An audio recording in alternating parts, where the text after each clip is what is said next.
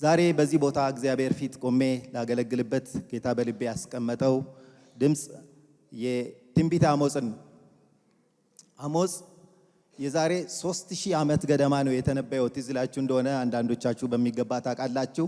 ከ760 እስከ 753 ዓመተ ዓለም መካከል የነበረ ሰው ነው። ይህ ሰው በነበረበት ዘመን ደግሞ የነበረው ሁኔታ በኢዮርብዓም ሁለተኛ ከናባጥ ልጅ በኋላ የመጀመሪያው በሰለሞን መንግስት ዘመን ሰለሞን በሚስቶቹ ኃጢአት በተሳበ ጊዜ ሚስቶችን ስላበዛ በእነሱ አምልኮ ስለተሳበ እግዚአብሔር መንግስቱን እንደሚከፍል ተናገረው። ሰሜንና ደቡብ ተከፈሉ፣ እስራኤልና ይሁዳ ተብለው። በ10 ነገድ ላይ የሰለሞን ባሪያ እንዲነግስ በአኪያ በኩል የተናገረውን ድምጽ ምናልባት መጽሐፍ ቅዱስን በሚገባ የምታነቡት ታውቃላችሁ። የማይገባውን እግዚአብሔር ሰጠው። ነገር ግን አኪያ ይናገረው እንጂ ኢዮርብዓም እግዚአብሔር ያለውን ትቶ ህዝቡ ወደ ኢየሩሳሌም መመላለስ ከጀመረ ይክደኛል ብሎ ጣዖትን አደረገና አምላክ እዚሁ ነው እዚህ ብቻ አምልክ ብሎ አለ። መጨረሻ እግዚአብሔር በብርቱ ቃል መጣ እና የመጣበት ቃል እንደምናውቀው ሰው ፋንድያን እንደሚጠርግ ጠርጋለሁ ብሎ እንዳለው እንደዛው ሆነ። የናባጥ ልጅ ኢዮርብዓም የመጀመሪያው በዛው አከተመለት ማለት ነው ታሪኩ በ22 ዓመት ከነገሰ በኋላ። ከዛ በኋላ ይህ የሁለተኛው ኢዮርብዓም ዘመን መንግስቱን በሰሜን በኩል የነበረውን መንግስት አጽንቶ ድንበር ያስጠበቀ ባለጸግነትን እጅግ ያበዛ ሰው እና መሪ እንደነበረ መጽሐፍ ቅዱስ በብዙ ያስተምራል። ይሄ ባለጠግነት ውስጥ ህዝቡ ባለበት ቦታ እግዚአብሔር በባለጠግነታቸው በሁኔታቸው ባለው ነገር ሁሉ እንኳን ብዙ ባዝንም አካሄዳቸው ግን እግዚአብሔር ቀድሞ ኪዳን የገባውን ነገር ወደ መሻር ስለሄዱ ወደ መተው ስለሄዱ እግዚአብሔር እጅግ አዘነ በማህበረሰቡ ህይወትና አካሄድ ውስጥ። ስለዚህ ገበሬ የሆነውን ሰው ምንም ስለ ሰሜናዊው መከፈሉን ሀገሩ ወገኑ መሆኑን የሚያውቅ ግን እንዴት እንደሚኖሩ የማያውቀውን አሞጽ የተባለ ሰው የነቢይነት ትምህርት ያልተማረ ታሪኩን ስናነብ ምንም በዛ ትውልድና ዘር ውስጥ የሌለ ሰውን አስነሳና እግዚአብሔር ወደ ሰሜን በኩል በሚኖሩት በዛ በኩል በይሁዳ ላይ ላከው ማለት ነው። 10 ነገድ እዛ ነው ያለው። መጀመሪያ ይሄ ሰው በነበረበት ዘመን በብልጽግናቸው ጋር አብረው እግዚአብሔርን ቢያመልኩ የእግዚአብሔርን ነገር ቢያስቡ የእግዚአብሔርን ሕግ ቢያስቡ መልካም ነበር። ነገር ግን ህዝቡ ከብልጽግናቸው የተነሳ ተደላድለው ቁጭ ይሰራሉ። በተለይ ደግሞ ደማስቆና ሶሪያ በዛ ዘመን ኃያል ህዝቦች ስለነበሩ በኋላ እርስ በርሳቸው እየተዋጉ እየደከሙ ስለመጡ እስራኤል ሰሜኑን ይሁዳን ክፍል ለማስጨነቅ ጉልበትና አቅም አልነበራቸው። ስለዚህ የሰሜኑ ክፍል ተደላድሎ በሰላም የሚኖርበት ጊዜ ነበረ። በዚህ መካከል እየሄዱበት ያለው የህይወት አካሄድ ግን ጤናማ ስላልነበረ እግዚአብሔር ሰው ሊልክ ወደደ። የመጀመሪያው ቃሉን ሰምተው እንዲመለሱ ነው። ሁለተኛው ሊመጣ ካለው ፍርድ እንዲያመልጡም ጭምር። እነዚህ ሁለቱን ነገር በማስጠንቀቅ በዛ ቦታ ላይ አሞጽ መጣ። እነዚህ ሰዎች ከሚያደርጓቸው ነገሮች መካከልና እግዚአብሔርን ያስቆጣው ፍርድን ማጣመም ይበዛባቸው ነበረ። ባዕድ አምልኮ ገብቶባቸው ነበር። ብልሹ አመራር ነበረባቸው። ስስትነት ነበረባቸው። ያላቸውን ነገር አያካፍሉም። የድሆች ጭቆና ይበዛ ነበር። ለድሆች መዘርጋትን እንከለከላለን እኛ ጴንጤዎች። ጌታ ይቅር ይበለን። ጌታ ይቅር ይበለን። ይሄ ነገር ግን ለካ እግዚአብሔር የሚያየው አንዱ ጉድለት ነው።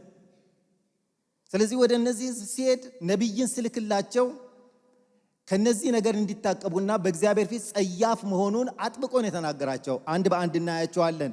የዚህ የነብዩ አሞጽ ንግግሮች በጣም ልብ የሚገዙና የሚመስጡ ናቸው። አንዳንድ ጉዳዮች ይሄ እዚህም ላይ እግዚአብሔር ይፈርዳል እንዴ የምንላቸውና ጥያቄ የሚያስነሳብንን ነገር በእስራኤል ዙሪያ የነበሩት ሀገሮች እርስ በርስ ሲዋጉ ከእስራኤልም ጋር ሲዋጉ የሆነባቸውንና ያደረጉትን ነገር ሁሉ እግዚአብሔር መረመራቸው ማለት ነው። አንዱ መጋጨት ያለነው በድንበር ጉዳይ ለምሳሌ አክል ሊባኖስ አካባቢ የነበሩት ከገለአድ ከኢየሩሳሌም በስተ ምስራቅ በኩል ባለው አካባቢ ያለው እጅግ በጣም ለም አካባቢን ድንበር ለማስፋት ብለው እርጉዞችን ቀደዱ አለ እግዚአብሔር አየ። እሱም ብቻ አይደለም፣ ሌሎች ጉዳዮች የተከሰተባቸውን አሸንፎ የመጡበትን የሞዓብን ንጉሥ እንኳን ገለው ሬሳውን አቃጠሉ። ስለዚህ ነገር ይበቀላሉ ብለው አለ። መጽሐፉን ታነበው እንደሆነ አላውቅም። ለካ ሬሳም ሊከበር ይገባል፣ ለምን ይሄ ይደረጋል ብሎ እግዚአብሔር ተቆጣ። ድል አገኙ። ሌላውን ማቃጠል ምን አመጣ የሚል ድምፅ እግዚአብሔር በዚህ ሰው ይዞ መጣ። እሱ ብቻ አይደለም፣ ሌሎች ጉዳዮችም አሉ። ይሄ ሰው ከነዚህ ህዝቦች ጋር የኖረ ሰው አይደለም፣ ግን የእግዚአብሔርን ንጹህ ድምፅ ነው ይዞ የወጣው። አያቅም ያናውን ዘይቤያቸውን። እሱ ገበሬ ነው። ገበሬ ብዙ ኢንፎርሜሽን የለውም በዛም ዘመን። ስለዚህ ግን እግዚአብሔር እንዲህ በላቸው ብሎ በዝርዝር የይሁዳን ብቻ አይደለም የኢየሩሳሌምን ብቻ አይደለም በአካባቢው የሚኖሩትን ህዝቦች ሀገሮች ጭምር ሳይቀር በዝርዝር እግዚአብሔር ከእጃቸው የጠላውን ነገር ከኑሯቸው የጠላውን ነገር ነገራቸው። በዚህ ቦታ የዚህ ስብከተ ርዕስ እግዚአብሔርን ፈልጉ በሕይወት ትኖራላችሁ የሚል ነው። ይሄ ሐሳብ ያለው አሞጽ 5:4 እና አሞጽ 6:14 ላይ የተጻፈ ዋና የመልእክቱ ጭብጥ ሐሳብ ነው።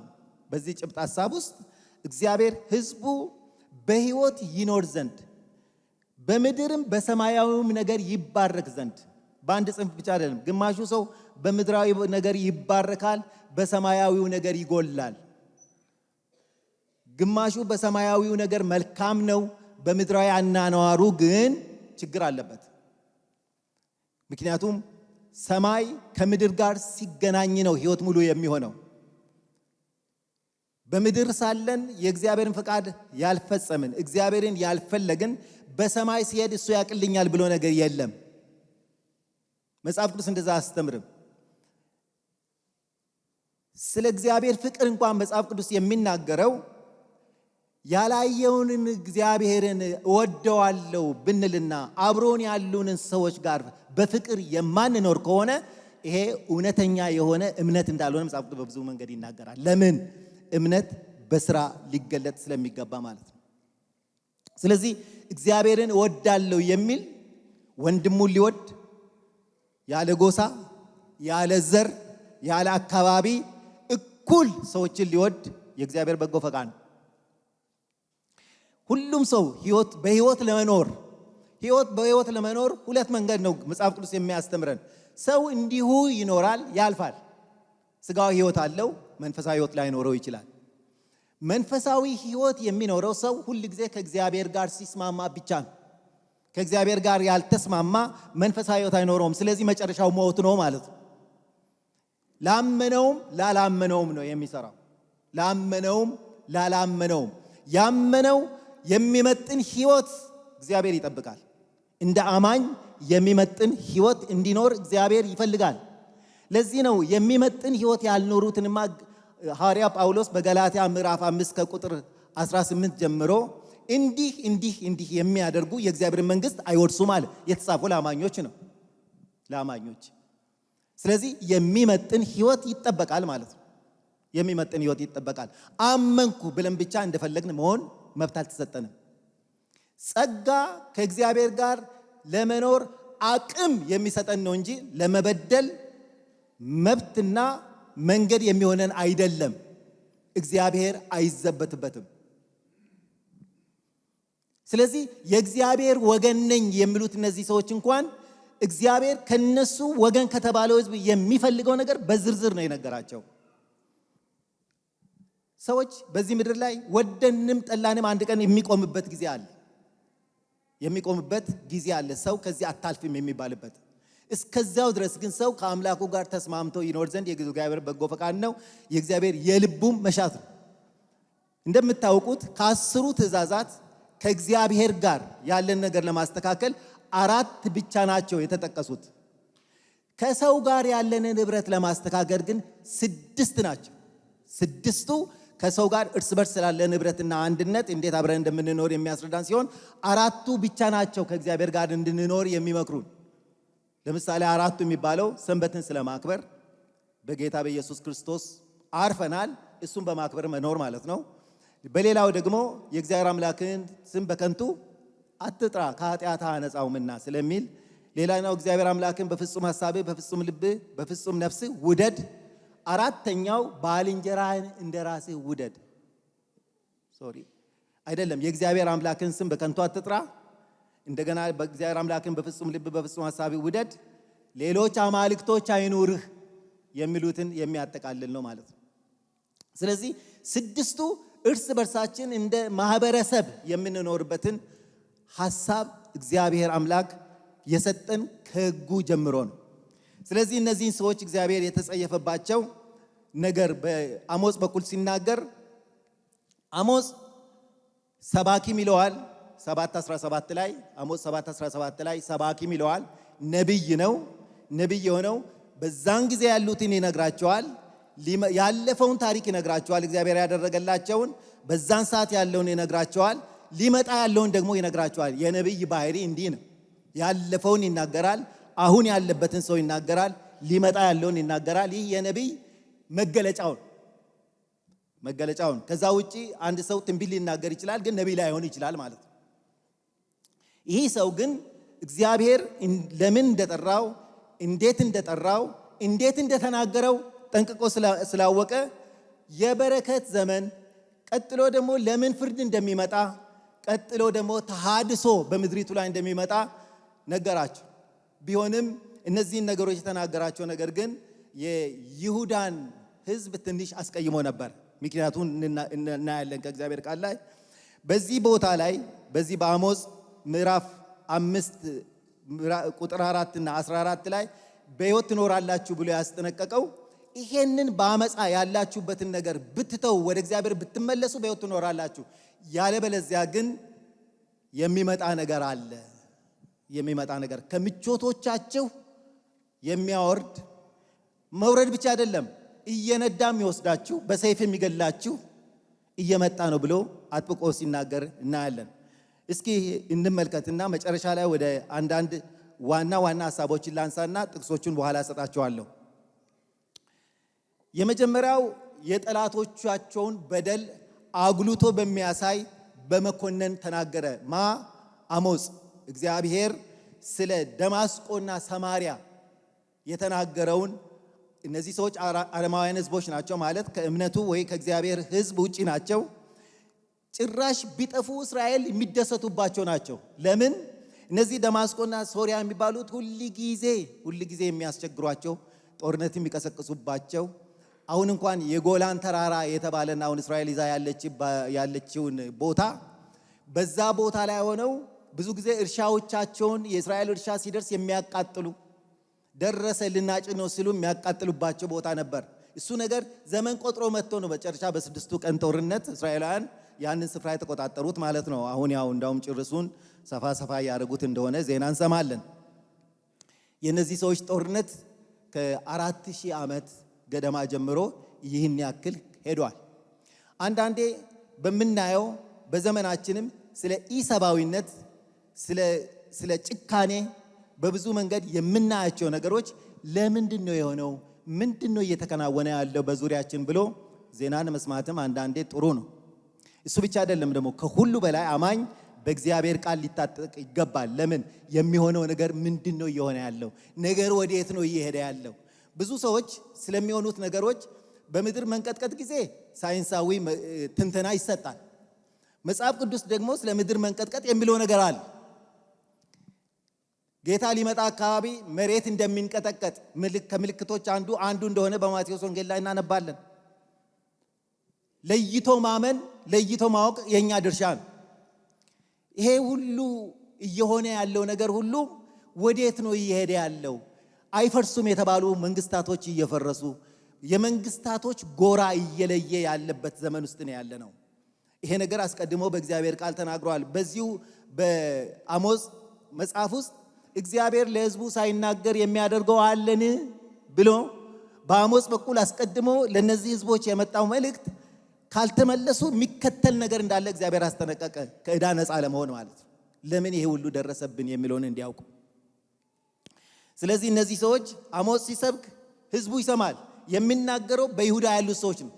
በይሁዳ ያሉት ሰዎች ነው የሚሰማው። ምክንያቱም እነዚህ ክፉዎች ሁሉ ለአሰቃቂ ስራቸው ቅጣት ሊቀበሉ ይገባል ብሎ አሞጽ ሲናገር ሕዝቡ አሜን እግዚአብሔር ደግ አደረገላቸው የሚሉ ነበሩ። በመቀጠል በፍልስጤማውያን ተራን ፍልስጤማውያን ያልሰሩት ነገር ምን ኃጢአት አለ? ጋዛ፣ አሽደዶድ፣ አስቀሎን አሁን የሚጠሩት ቦታ አሁን ዋና በጣም ከተማ ተስፋፍቶባቸው የድብደባ ሰንተር ወይ ደግሞ ማዕከል የሆኑት እንዲፈርሱ ከሚፈለጉት ቦታዎች እነዚህ ነገር እስከ መጨረሻ ድረስ ጸንተው ያሉ ናቸው። ኤክሮን የሚባሉት ቦታ ማለት ነው። አሁን በዜና እንደምንሰማው በዚህ ቦታ ላይ ከነዚህ ከፍልስጤማውያን ጋር ትዝ ይላችኋል የሰምሶን ዘመን የሆነውን በመሳፍንት ዘመን ቀጥሎ በዳዊት ዘመን በሳኦል ዘመን ቀጥሎ በዳዊት ዘመን የሆነባቸው እናለና ፍጹም ጠላቶቻቸው ናቸው። ቅድም እንዳልኩኝ ነገር ሁሉ የሚቋጨው በዛ ቦታ ላይ ያልተነሳ የፖለቲካ ዕውቀት ያላቸው ሰዎች ብዙ ብለዋል። ለማስታረቅ ለማቀራረብ ይሄ ነገር መቆም አለበት አሉ። መፍትሄ የለም። መጨረሻ ላይ መጽሐፍ ቅዱስ የሚናገሩ መፍትሄ የሚመጣው በጌታ ኢየሱስ ክርስቶስ መገለጥ ብቻ ነው። እሱ ነው የሚጠበቀው። ስለዚህ እዚህ ቦታ ላይ በእነዚህም ሰዎች ላይ በሚመጣው ጥፋት እሰይ ይሉ ነበር የይሁዳ ሰዎች። ሶስተኛ ላይ በሊባኖስ እና በሚኖሩት ላይ ፍርድ እንደሚሆን ተናገረ። በሊባኖስ ፈኖሺያን የሚባሉት ሀገሮች አካባቢ ማለት ነው። እነዚህን ሰዎች ነው በዚህ ዘመን ያሉት። ደማስቆና ሶሪያ፣ ፍልስጤምና የሊባኖስ አካባቢ ሰዎች እርስ በርሳቸው የማይዋደዱ በመተባበር ግን እስራኤልን የሚያስጨንቁ ነበር በዛ ዘመን። ስለዚህ እነዚህም ሰዎች ላይ የሚመጣውን ፍርድ ሲሰሙ ደግ አደረገላቸው፣ በእነሱ ምክንያት ስንት ልጆቻችን አለቁ፣ ስንት አባቶች አለቁ የሚሉ ነበሩ። አሞጽ አሁንም ቀጥሎ ትንሽ ለእስራኤላውያን በዝምድና ለሚዛመዷቸው ለኤዶማውያን ደግሞ ቃልን አመጣ። ለኤዶማውያን አንድ ነገር ነበር ያለው። የዘር ግንዳቸው አንድ ነው ከእስራኤላውያን ጋር ከአይሁዶች ጋር። የያዕቆብ መንትያ የሆነው የኤሳው ዘር ናቸው እነዚህ ሰዎች። ስለሆነም በሚሰሙት ሰዎች ዘንድ ምንም ይሁን ምን እኮ ዘመዶቻችን ናቸው። ስለዚህ አሞጽ ምንድነው እያለ ያለው? ወንድማችን ነው። ባይ ዲፎልት አንዳችን መተጋገዝ አለብን። ይቅርታ አድርጉልኝ ቃል አባባሉ ወንድም አሁን ለምሳሌ እኔ ወንድሞች አሉኝ። ሲጠቁ ለምን ብዬ ጠይቃለሁ። ለምን? የተፈጥሮ ግዴታ አለብኝ። ቃል ኪዳን ግን አልተገባባንም። አንተ በእኔ ላይ እኔ በአንተ ላይ ልምጣል አልኩ። በመወለድ ግን አንዱ ለአንዱ ይራራል፣ አንዱ የአንዱን ጉዳት አይወድም። በሁላችንም እንደሚሆነው ማለት ነው። ስለዚህ እነዚህ ሰዎች አሞጽ ግማሽ ለሆነው ወንድሞቻቸው ስለ አጎታቸው ልጆች ነው እነዚህ ኤዶማውያን የሚባሉት ስለሚመጣው መከራ ሲናገር መፍራት ጀመሩ ማለት ነው። ቀጥሎ የተናገረው ለአሞናውያንም ሲናገር እነዚህም ዝምድናቸው ከሎጥ ዘር ግንድ የሚበዙ የአብርሃም አጎት ልጆች ናቸውና የነዚህንም በደላቸው ድንበር ለማስፋት ብለው እርጉዝ ሴቶችን በመቅደድ የሚታወቁ ነበር በዛ ዘመን፣ ቅድም እንዳልኩ ማለት ነው። ስለዚህ በእነዚህም ሰዎች ላይ የሚመጣውን ቁጣ ሲሰሙ እንዴ ማለት ጀመሩ ማለት ነው። ወዴት ነው ነገሩ እየሄደ ያለው በሚል ማለት ነው። የኤዶምያስ ንጉሥ ከማረኩት በኋላ እነዚህ አሞናውያን አጥንቱን አመድ እስኪሆን ድረስ አቃጠሉ ይላል። እግዚአብሔር ስለዚህ ነገር እንደሚበቀር በምዕራፍ 2 ቁጥር 1 ላይ ሲናገር እናስተውላለን። ይሄ ብቻ አይደለም። አሞጽ ወደ ራሱ ሕዝብ ወደ ይሁዳ ተመለከተ። እኔ ቅድምን ፈርቻለሁ ማለት ጀመሩ። ይሄ ሰው ወዴት እየመጣ ነው? ፍልስጤማውያንን አለ፣ ደማስቆን አለ፣ ቀጥሎ ወደ ዘመዶቻችን መጣ፣ አሁን ደግሞ ወደኛ ሊመጣ ነው ብሎ ወደ ራሱ ሕዝብ ሲመለከት አሞጽ ተመለከታ።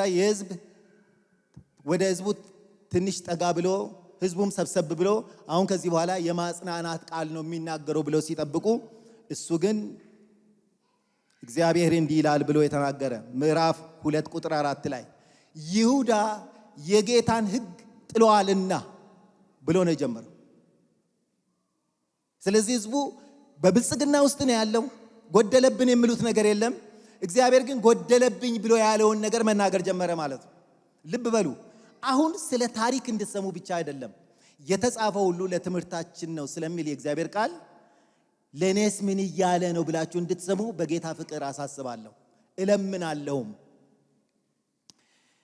የጌታን ሕግ ጥለዋልና 3:3 ላይ በውኑ ሁለት ሰዎች ሳይስማሙ በአንድነት ይሄዳሉን? ጥያቄ ጠየቀ ማለት ነው። ምዕራፍ 3:3 ላይ ይሁዳ ሕዝቤ ነው፣ ነገር ግን ሕጌን ጥሏል።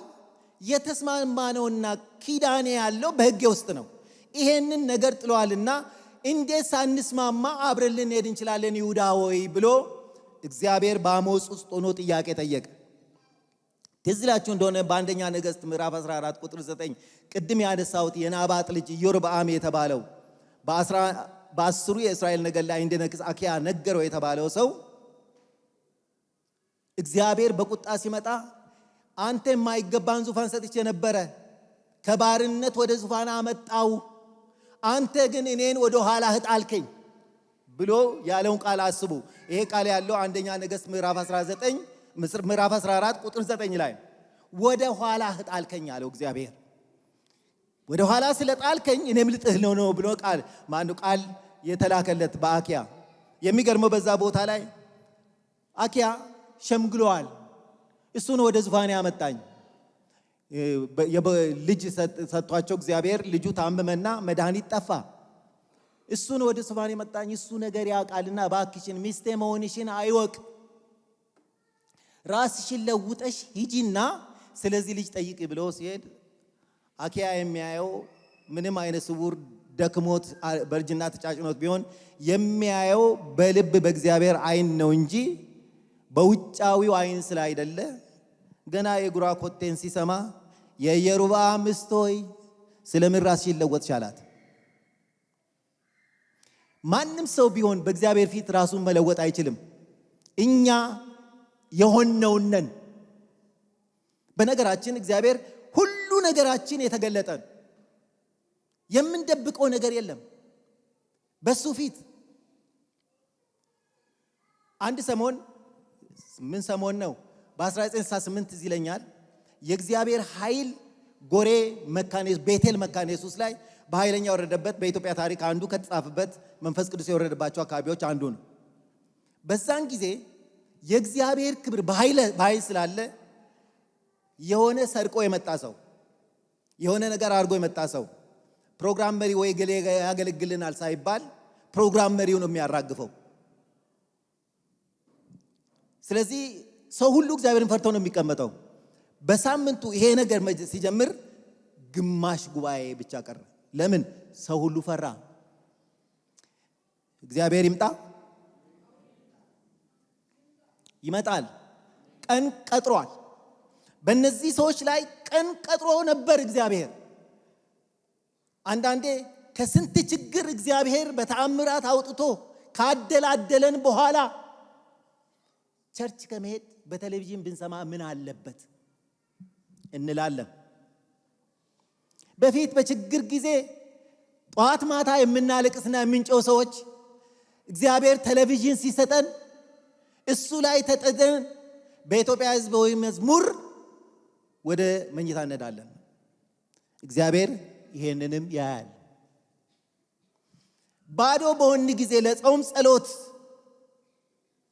ችግር የሌለብን ሰዎች በልተን ጠግበን ስንሰባ ጾም ጸሎት አንመጣም። ለመዝናናት ከመንግስት መስሪያ ቤት ፍቃድ እንወስዳለን። ለልዩ ልዩ ነገር ጾም ጸሎት ለመጸለይ ፍቃድ አንወስድም። ወንድሜ ከእግዚአብሔር ጋር በትህትና ከምንሄድባቸው አንዱ መንገድ በጾም በጸሎት ነው። ወደድክም ጠላህ በጾም በጸሎት ተስፋዬ እኔ የሚከሰኝ ኃጢአት እኮ የለም ምን ያስፈልጋል ጾም ጸሎት ብትል የኛ ነገር ከኃጢአት መንጻት ብቻ አይደለም የእግዚአብሔር ክብርም እንዲወርድ ነው። ለምን? የእግዚአብሔር ክብር ሲመጣ ሁሉን ስለሚያስተካክል ማለት ነው። ክብሩ ይምጣልን ወገኖች። እነዚህ ሰዎች ሲሰሙ እንደ ዋዛ አልሰሙም። ተመልከቱ። እነዚህ የይሁዳና ኢየሩሳሌም ምንም በተለያየ ነገስታት ቢገዙም በደም የተሳሰሩ ወንድማማቾች ናቸው። በኋላ ወደ ይሁዳ መናገር ሲጀምር የይሁዳ ሰዎች ነገራቸው አልተመቻቸውምና በዚህ ምክንያት አሞጽ ስብከቱን አልተወም ስላልተመቻቸው። ስለዚህ ህዝቡን ክው የሚያደርግ ነገር ተናገረ። እስራኤል አሰቃቂ ኃጢአት ፈጽመዋል። አይናቸውን ሲናገራቸው ሌሎች ወገናቸው ያለማሰባቸው አንዱ የእግዚአብሔር ያየው ስፍራ ነው። ፍቅር ማጣት። ፍቅር ሰው ሳይለምነው ይሰጣል፣ ሁኔታውን አይቶ ማለት።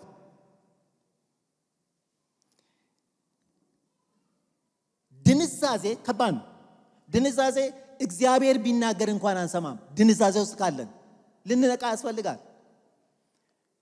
ፍቅር ማጣት፣ ግፍና የፍትህ መጓደል እግዚአብሔርን ከዙፋኑ ነቀነቀው። በዘመዶች መካከል መነወር፣ ጣዖት አምላክነትና ለእግዚአብሔር የሚገባውን ክብር አለመስጠት በእግዚአብሔር ሕዝብ ላይ ተቆጥሮባቸው ነበረ ከእግዚአብሔር። አሞጽ ይሄንን ነው ይዞ የመጣው። ስለዚህ ሕዝቡ ደነገጠ። ይሄንን ልብ አላለም። እነሱ ደስ ተሰኝቶ ያሉት ስለ ብልጽግና ነው። ሁኔታው ተመቻችቶላቸዋል። ስራ አላጡም። ችግር ውስጥ አይደሉም ያሉት። ጠላቶቻቸው እርስ በርሳቸው ተጋጅተው እነሱ በሰላም እየኖሩ ነው ያሉት። ግን የእግዚአብሔርን ሕግ ግን ጥለዋል። ስለዚህ የእግዚአብሔር ሕግ ከጣሉባቸው መካከል እነዚህ አንዳንድ ቃላት ድፍን ይሆኑና ምንድነው የቱ ጋር ነው የሚያተኩረው የሚለው ነገር ግራ ይገባናል። ግን ሕግ ከጣሉበት አሁን ቅድም የጠቀስኩት ለሌላው ያለማሰብ ድንዛዜ፣ እኛ በልተን ከጠገብን ሌላው ለምን አይሞትም የሚል ስሜት ጉዳያችን አይደለም። ለምን አይሞትም በቃላችን አንናገርም። ሁኔታችን ይናገራል። ዘግተን ነው የምናልፈው። ፍቅር ማጣት። የሚወድ ሰው የማያውቀውን ሰው ኮርኩሮ ይጠይቋል። ለምን? ፍቅር ግድ ስለሚለው። ቅድም በተናገርኩት በ68 ዓመተ ምህረት የእግዚአብሔር ነገር በኃይል ሲመጣ ከሚሰጠው የመጀመሪያው ነገር ፍቅር ነው። ፍቅር እሱን አላውቀውም፣ ግን ልቤ ይራራለታል። ሳምንት ያየሁት ያ ወንድም ዳር ላይ የተቀመጠው የተደ ይላል ልቤ።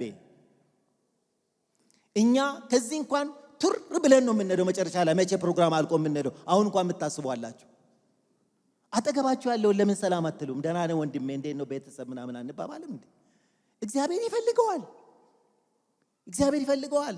ይሄ ቀን ነው ያለን። እግዚአብሔር በዛን ዘመን የወቀሰበት የሕዝቡ ሁኔታ የራሱ ነው ያለው። በዚህ ዘመን ደግሞ እኔም የእግዚአብሔርን ቃል ይዤ ከምወቅስበት መንገድ አንዱ አሁን እየተናገርኩ ያለሁትን ነው። እግዚአብሔር ይሄንን ከኛ ከጎተራ ሙሉ ወንጌል ጉባኤ ይፈልጋል።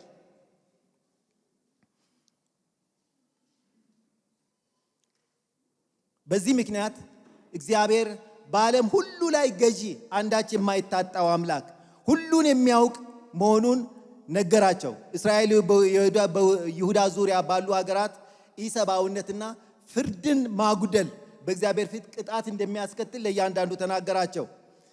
በዚህ ቦታ ላይ አንዳንዴ ብዙ ሀገራት መሪዎች የራሳቸውን መሄጃ ቦታ አመቻችተው በዓላማቸው ይጸናሉ። እኔ ይቅርብኝ ከማለት ይልቅ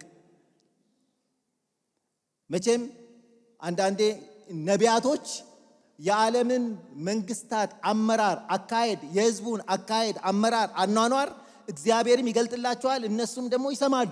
ኢሳይያስ አሁን አብሯቸው ኖሮ ነው የሚያውቀው ያለውን ነገር፣ መንግስት ምን እያደረገ እንዳለ፣ ህዝቡም እንዴት እየሄደ እንዳለ፣ ቤተ ክህነት ውስጥ ምን እያደረገ እንዳሉ፣ ካህናት ምን እንደሚሰሩ፣ ሌሎች አገልጋዮች ምን እንደሚሰሩ ያያል እዛ ቦታ ላይ። ከዛ አንጻር የእግዚአብሔር ድምፅ ይመጣለታል ለኢሳይያስ።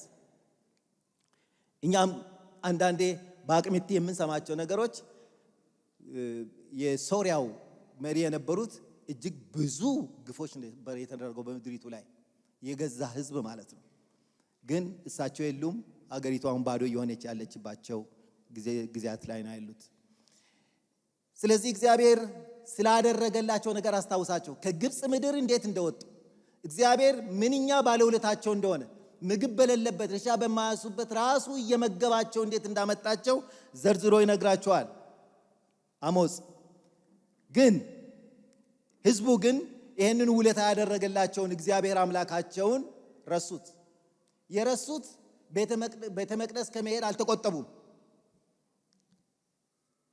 የረሱት የእግዚአብሔርን ስም በመጥራት አልረሱትም፣ ይጠራሉ። እግዚአብሔር ከምንጠራው ወደ ቸርች ከምንመጣው ይልቅ አኗኗራችንን ነው የሚያየው። እግዚአብሔር ልባችንን ይክፈት። አኗኗራችን፣ አካሄዳችን፣ አስተሳሰባችንን ነው የሚያየው።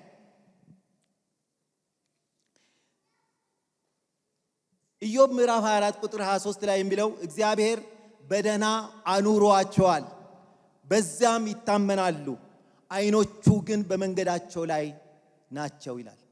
ወገኔ እግዚአብሔር ለአንተ ሥራ ሰጥተዋል። ንግድ ሰምሮልሃል። ግን በደህና ቢያኖርህም በዛ አትታመን። ድንገት ነው የሚሄደው። የእግዚአብሔር ዓይኖች በአካሄድ ላይ ነው፣ በአኗኗር ዘይቤህ ላይ ነው። ጌታ ማስተዋልን ይስጠን።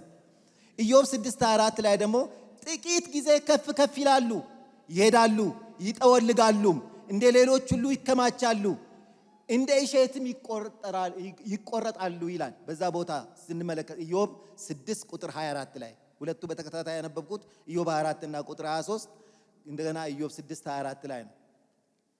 ስለዚህ እግዚአብሔር በምዕራፍ 5 ቁጥር 14 ላይ በሕይወት ትኖሩ ዘንድ መልካሙን እንጂ ክፉን አትፈልጉ ብሎ ይሄንን ክፉን ትታችሁ መልካሙን እንድትፈልጉ ለምንድን ነው? በተቀደሰው ጉባኤያችሁ ደስ እንድሰኝ። እግዚአብሔር ጉባኤ ብሎ በሚሰበሰቡበት ደስ አልተሰኘም። ስለዚህ ያለ ባርኮት ይገባሉ፣ ይወጣሉ። ቤተ መቅደስ የሕዝቡ የመደሰቻ ስፍራ ነው። የደስ መንፈስ ተቀብለው የሚሄዱበት ነው። የኃጢአት ስሬት ሆኖላቸው ልባቸው በደስታ ተሞልተው ወደ ቤት ይገባሉ። እግዚአብሔር በቤትም ደስ ያሰኛቸዋል። ይሄን ቀረና እግዚአብሔር በዚህ ቦታ ላይ በጉባኤያችሁ ደስ እንድሰኝ የምስጋና መስዋዕታችሁን እንዲቀበል የዝማሬያችሁ እግዚአብሔር ካህኑ ምን አድርጉ ነው የሚለን? ባለገንዘቦች ድሆችን ደግፉ ይላል። ጌታ ይርዳል። በነገራችን ላይ ለመስጠት ባለጠጋ መሆን አያስፈልግም። ለመስጠት ልብ ነው የሚያስፈልገው። ስንሰጥ እግዚአብሔር ይወዳል። የእግዚአብሔር ቃል እንደሚናገር ለድሃ የሚሰጥ ለማን ያበድራል? ብድር ይመለሳል አይመለስም? ይመለሳል በደንብ። ያው እግዚአብሔር ታማኙ እግዚአብሔር ይመልሳል እንጂ ተማምኖ በቃሉ የሚናገረው ለድሃ የሚሰጥ ለእግዚአብሔር ያበድራል። ለምን? እግዚአብሔር ታማኝ አምላክ ስለሆነ አይጥልም፣ ይመልሳል። እግዚአብሔር አምላክ የሚጥል አምላክ አይደለም። ስለዚህ በዚህ ቦታ ላይ የእግዚአብሔር ቃል በተለይ የመጣው የጽዮን ዓለመኞች ያላቸው ከአምላካቸው ተነጥለው በደስታቸው በኑሯቸው ማን ይነካናል ባይሆን ይህን ካደረግን በዚህ እናመልካለን የሚሉ ስለነበሩ እግዚአብሔር የጽዮን ዓለመኞች ለተባሉት ድምፁን የላከው። ስለዚህ እግዚአብሔር የሰጠን ነገር ሁሉ ከእርሱ እንዳይነጥለን እንጠቀም። ጌታ ማስተዋልን ይስጠን። እኛስ ምን እንላለን? አብሮማ ያለው ስሙ የእግዚአብሔር ካህኑ ይሄንን ነገር ሲናገር ማን ነው? አሞጽ አሁን በቁጣ እየተናገረ ስላለና እግዚአብሔር ሊያደርገው ያለው ፍርድ በጣም እያስደነቀጣቸው ስለመጣ ከምዕራፍ 7 ከቁጥር 10 እስከ 11 ላይ ካህኑ ያለውን ስሙ። እግዚአብሔር ቃል ፖለቲካ አደረገው። ካህኑ አሜስያስ ማለት ነው። የቤተል ካህን አሜስያስ ወደ እስራኤል ንጉሥ ወደ ኢዮርብዓም ልኮ አሞጽ ኢዮርብዓም በሰይፍ ይሞታል፣ እስራኤል ከሀገሩ ተማርኮ ይሄዳል ብሏልና አሞጽ በእስራኤል ቤት መካከል አምጾብሃል፣ ምድሪቱንም ቃሉን ሁሉ ልትሸከም አትችልም ብሎ ላከበት። ይህን ስልክበት ኢዮርብዓም ምን አድርግ እንዳለው አይታወቅም፣ አልተጻፈምና። ግን ካህኑ አሜስያስ አሞጽን ይህን ስለው ባለ ራእዩ ሆይ አለው፣ ሂድ በይሁዳም ምድር ሽሽ፣ በዛም እንጀራም ብላ፣ በዛም ትንቢት ተናገር። ነገር ግን ቤቴል የንጉሥ መቅደስና የመንግስት ቤት ናትና ከእንግዲህ ወዲህ በዚህ ዳግም ትንቢት እንዳትናገራል። አንዳንዴ እኛ ራሳችን እኛን የሚመለከቱ ጉዳዮች ከሚነግሩን ይልቅ ስለተከፋንባቸው ሰዎች ሲነግሩን ደስ ይለናል። ለምን አበጀ፣ ደግ አረገ፣ የእጁን አገኘ ከማለት ማለት። መጽሐፍ ቅዱስ ግን እንዳይፈረድብህ አትፍረድ ነው የሚለው። እግዚአብሔር ይርዳን። ስለዚህ ከመፍረድ መጠንቀቅ ጥሩ ነው። አንዴ ባለቤቴ የአንድ አያቴ አሉኝ ብላ የነገረችኝ ነገር ትዝ አለኝ። እኚህ ትልቅ እናት ናቸው። ውጪ ቁጭ ብሎ ፀሐይ ሞቃሉና ቀብርተኛ ቀብሮ ሲመለስ ዛሬ ደግሞ ማን ሞተ ሲባል አይ አንድ ልጅ ነው የሞተው፣ አይ እንዳው እድሜውም እንዳው በልቶም አልጠገበም ሲሏቸው ጊዜ ምን ይደረጋል ቀኑ ነው አሉ። ሌላ ጊዜ ደግሞ እንደዚሁ ቀብርተኛ ቀብሮ ሲመለስ ዛሬ ደግሞ ማን ነው የሞተው አሉ። እሳቸው መሄድ አይችሉም ሲሉ አይ አንድ እንዳው መካከለኛ እድሜ ላይ ያለ ሰው ነው የሞተው አሏቸው። ምን ይደረጋል ቀኑ ነው አሉ እሳቸው ነው። ሶስተኛ ላይ እንደዚሁ ሌላ ጊዜ ደግሞ እንዲሁ ሲጠይቁ ከቀብር የሚመለሱትን አይ አንድ ባልቴት ናቸው የሞቱት ብሎ ሲል አይ ይሄ ሞት ክፉ ለመደ ወደ ባልቴቶችም ተሸጋገረ አሉ። እዚህ ቦታ አሜሲያስ ወደ ውጪ ሲነገር ጸጥ ብሎ ነው የሰማው። ልብ ብሎ ይበላቸው እያለ ማለት ነው። ወደ ራሱ ሕዝብ ወደሚያገለግለው ሲመጣ እንዴት ነው የነገር ብሎ ወደ ንጉሱ ላከበት። አምጾብሃል፣ ይሄው በሰይፍ ይሞታል እያለህ ነው እያለ ተናገረ። ወገኖች በዚህ ቦታ ላይ እግዚአብሔር ፍርድ የተላከበት ምክንያት የደማስቆ ሰዎች በጦርነት ጊዜ ጨካኞች፣ አገዳደላቸው የሚያሰቅቅ በመሆኑ የገለአድ ሰዎች የተባሉት የገለአድ ሰዎችን በመንኮራኩር ነው የሄዱባቸው። መንኮራኩር ማለት በሚሽከረከር ነገር፣ በዛን ዘመን በፈረስ በሚጎተት ጉዳይ ማለት እንደ እህል ወቋቸው ይላል ቃሉ። ሌላኛው በምዕራፍ 1 ቁጥር 3 ላይ ነው የምናገኘው። ሁለተኛው የማረኳቸውን ለባርነት መሸጣቸው ነው። የተማረኩትን ሰዎች አሳልፈው ከመከራ ወደ መከራ ስለሸጧቸው የወንድምነትን ቃል ኪዳን ስለተው ይላል ምዕራፍ 1 ቁጥር 6 እና 9 ላይ የወንድምነትን ቃል ኪዳን። ቅድም እንዳልኳችሁ ወንድም አብሮ ሲወለድ ከእህት ጋር አብሮ ሲወለድ ቃል ኪዳን አይገባባም። እህቴ ናት፣ ወንድሜ ነው ይባላል። ይሄንን ኪዳን ተው ይላል። ሌላኛው ወንድሙን በሰይፍ ማሳደድ የማያቋርጥ ንዴትና ወደ መግደል የሚያመራ ቁጣ እግዚአብሔር አየባቸው። ይህን የምናገኘው ምዕራፍ 1 ቁጥር 11 ላይ ነው። ወደ መግደል የሚያመራ ቁጣ፣ የነደደ የማይበርድ። አሁን አንዳንድ ሰዎች ግደል ለመንተውና ታርቆ ሲባል እኔ ከምታረቅ ሲኦል ብገባ ይሻለኛል ይላሉ። ምን ነው? ቀላል ነገር ነው እኮ ይቅር ማለት። ይሄ በእግዚአብሔር ፊት ጸያፍ፣ እግዚአብሔርን ያስቆጣ ድርጊት በሕዝቡ መካከል ላይ ዳርቻቸው ያሰፉ ዘንድ የገለአድ እርጉዞችን ቀደዋልና ዘር ማጥፋትን አድርገዋልና 1:13 ላይ። ይሄ ብቻ አይደለም፣ የሙታን በድን አረከሱ፣ የኤዶም ንጉሥ አጥንት አመድ እስኪሆን ድረስ አቃጥለዋልና አለ እግዚአብሔር 2 ቁጥር 1 ላይ። የእግዚአብሔርን ሕግ ጥለዋል፣ እንዲሁም አባቶቻቸው የተከተሉትን ጣዖት አምላኪነትን አድርገዋል ብሎ በምዕራፍ 2 ቁጥር 4 ላይ በዚህ ሁሉ እግዚአብሔር ከሕዝቡ የፈለገው ነገር ተመለሱ፣ ንስሐ ግቡ፣ ልክ አይደላችሁም ነው። በነገራችን ላይ እንዲህ አይነቱ ጉዳይ እኛ ምድር አልሆነም፣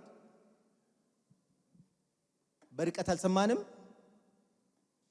ሰው ከነ ሕይወቱ አልተቃጠለም፣ እርጉዞች አልተቀደዱም። እግዚአብሔር ከሰማይ ሲመለከት አንዳችን የማይታጣው ጌታ ቀን ቆጥሯል። ይሄ ለትምህርታችን ነው የተጻፈው። ብርቱ ንስሐ ያስፈልጋል። ብርቱ ንስሐ። በእኛው ዜና ከሰማናቸው ሰው በሕይወት እያለ ተቃጥለዋል የሚል ሰምቻለሁኝ እኔ። የሕዝቡ ባለቤት የዓለም ባለቤት አንድ እግዚአብሔር ነው። ያል በሱ ዘንድ የተቀጠረ ነገር አለ። እንዴት አድርጎ ከሕዝቡ መካከል አራግፎ ጥፋተኛውን ጥፋተኛ እንደሚያርግና እንደሚቀጣ እሱ አንድ ያውቃል። ድሮ አንድ ጊዜ አንዱ ጓደኛዬ ስለ እግዚአብሔር ማንነት ሲናገር አንድ በልቤ ቀረ። የእግዚአብሔር ነገር እኮ እንደ እስራኤል ሚሳኤል ነው አለ። አሁን ከነሱ የተራቀቁ ብዙ ሚሳኤሎች ተፈጥረዋል። ያን የዛሬ 26 ዓመት ነው 27 ዓመት የነገረኝ። እንዴት ሲባል ተስፍሽ እነሱ የሚያደርጉትን እኔም በመጽሐፍ አንብቤያለሁ። እንዴት ሊገሉት የፈለጉትን አንድ ሰው ከፍልስጤምም ይሁን ከአልቃይዳም ይሁን ከወደዱት የሱን ስልክ ብቻ ይወስዳሉ አለ። ባለፈው ጊዜ በእጃቸው እንደፈነዳው ጋጀት ማለት ነው። ከዛ ሰውየው ስልክ ሲደወልለት ገና ስልኩን ሲያነሳ አገኘው። በቃ ይመጣል፣ ሚሳኤሉ ግው አድርጎ ይመጣል። አለቀ። ከህዝብ መካከል ነጥሎ ከሚርመሰመስ ነጥሎ ይመታዋል። እግዚአብሔርም በሕይወት ትኖራለህ ካለ በሰልፍ መካከል ነጥሎ አንተን ያወጣል። ትሞታለህ ካለ ደግሞ ማንም አያስተርፍም። ሞትን ለማምለጥ አሜሪካ ብትሄድ እዛው ትገደላል። ለምን? የእግዚአብሔር አፍ ተናግሯልና። ወገኖች ይህን ቅድም ያልኳቸውን ወደ 3 ሐሳቦች ልጠቅልል። አንዱ ብልጽግናን በአግባብ ከጽድቅ አለመያዛቸው፣ እነርሱ ተመችቷቸው ድሃውን ችግረኛውን ለችግረኛው አለመራራታቸው የእግዚአብሔርን ቁጣ ቀሰቀሰ። ምዕራፍ 1 ቁጥር 1 ላይ። ሁለተኛው የጌታን ሕግ መጣላቸው ነው። ጣዖት አምላኪነት፣ ሀብታቸውን መታመን፣ ጻድቁን ማስጨነቅ። ከዚህ የተነሳ እውነት የሚናገሩትን መጸየፍ፣ እውነት የሚናገሩትን መጸየፍ። አንድ ጊዜ አንድ ወንድም አገልግሎ ወጣ ማለት ነው ከሆነ ቸርች እና መልእክት አምጥቷል። መልእክት ሲያመጣ የሰሙት ሰዎች ሁሉ ደንግጧል፣ በመጣው መልእክት ማለት ነው። አንዱ ቀጥታ ያንኑ ድርጊት ያደረገው ሰው ደግሞ ትንሽ ችግር ውስጥ ገብቷል፣ በገንዘብ እጦት በምናምን እና ሲወጣ አገኘውና አቤት በእውነት ያንተ ስብከት እኮ ልብ ይነካል፣ ከሰው ከጠፋበት መንገድ የሚመልስ ነው። በእውነት በጣም ደስ ብሎኛል። እስቲ ለምሳ 100 ብር አለ ይለዋል። ኧረ እኔ አልያዝኩም ሲለው ጊዜ እንዳውም ስብከቴ እጅ ይላል አለው። አንተም ብሎ ሰባኪ ያለው ማለት ነው። ከዚህ መልእክት አሁን ቅድም ከነገርኳችሁ ምን እንማራለን? ነጥቦቹን ልናገርና ወደ ማጠቃለያ ልምጣ። የእግዚአብሔር ቃል ትዝ ይላችሁ በምዕራፍ 3 ከ1 እስከ 3 ላይ በእውነት 2 ሰዎች ሳይስማሙ በአንድነት ይሄዳሉን የሚል ቃል እናገኛለን። ማንም ሰው ልንገራችሁ እንደ ልባችን ሄደን በጸሎት እግዚአብሔርን አንሸውድም። አምልኮ ኑሮ ነው። ዝማሬ፣ ወደ ቸርች መምጣት፣ ቃል መስማት ብቻ አይደለም። ኑሮ ሰው አየንም አላየንም ኑሮ ነው። ንግግራችን ስንናገር እግዚአብሔር ሲሰማኝ ምን ይለኛል ማለት ነው። አምልኮ የምናገረው ነገር፣ ስለ ወንድሜ የምናገረው፣ ስለ ጓደኛ የምናገረው ነገር እግዚአብሔር አሁን ምን እያልክ ነው ብሎ ቢለኝ ምን ይመልሳለሁ ማለት ጥሩ ኑሮ ነው አምልኮ። ራሳችንን መመርመር አለብን። ካልመረመርን እንደ እስራኤል ከፍርድ አናመልጥም።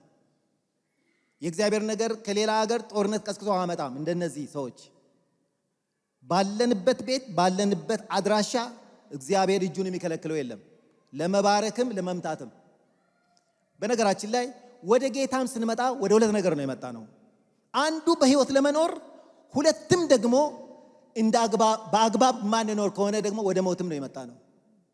ትዝ ይላችሁ እንደሆነ ቤተ መቅደስ ገብቶ የሚያሰርየው ሊቀ ካህኑ ስርዓት ጠብቆ ራሱን አንጽቶ በአግባቡ ነው ወደ ቅድስተ ቅዱሳን የሚገባው። ለምን? የሚመታ እጅ ይዛ ስላለ። በአግባቡ እንደሚገባ ካልቀረበ ይቀሰፋል። ስለዚህ በጣም ከቆየ ጎትቶ ነው የሚያወጡት። መጀመሪያውኑ እግሩ ላይ ታስሮ ነው የሚገባው። ለምን? ማንም ገብቶ ስለማያወጣው ከሞተ በቃ ከቆየ ጎትቶ ያመጣሉ። ወይ የእግዚአብሔርን ድምፅ ሲሰማ ቆይቶ ይመጣል፣ ያለበለዚያ ሬሳውን ተጎትቶ የሚመጣው እሱ። ቤተ መቅደስ እዚህ ነው ያለው። ቀልድ የለም ወገኖች፣ ተጠንቅቆ መኖር። እግዚአብሔር በተቀደሰ ማደሪያው ነው። እግዚአብሔር በተቀደሰ ማደሪያው አለ። ፈርተን መኖር ያስፈልጋል። ፈርቶ መኖር ያስፈልጋል። ስለዚህ ራሳችን ስንመነምር ኃጢአቶቻችን ብዬ የምላቸው እኔ ቸልተኝነት፣ አምልኮን ቸል ማለት ቀላል ነገር። እሁድ ሌላ ቀጥራችሁ ባትመጡ ደስ ይለኛል። እስከ 9 ሰዓት ከ9 ሰዓት በፊት ባትቀጥሩ። እስቲ እግዚአብሔር ቀጥሉ በዚሁ ብሎ ቢለን ምንድነው ምላሻችን? እፈልጋለሁ ህዝቡን ቆዩኝ በሉ ብሎ ቢለን እናንተ ለመሮጥ ነው የምትዘጋጁት? እንዴት ነው ነገሩ? ስለዚህ እግዚአብሔርን ማስጨረስ መልካም። እዚህ ቆመን እንደ እግዚአብሔር አገልጋይ ስንባርክ እግዚአብሔር ከኛ ጋር ይባርካል ብለን እናምናለን። ለምን? በሱ ውክልና ስላለን ማለት ነው። ከምናችን ስለ ቅዱስ ስለሆነ አይደለም። ከነበደል ከነኃጢአታችን ከነጉለታችን ተረኛ አገልጋዮች አድርጎናል ጌታ። እግዚአብሔር ያልፋል።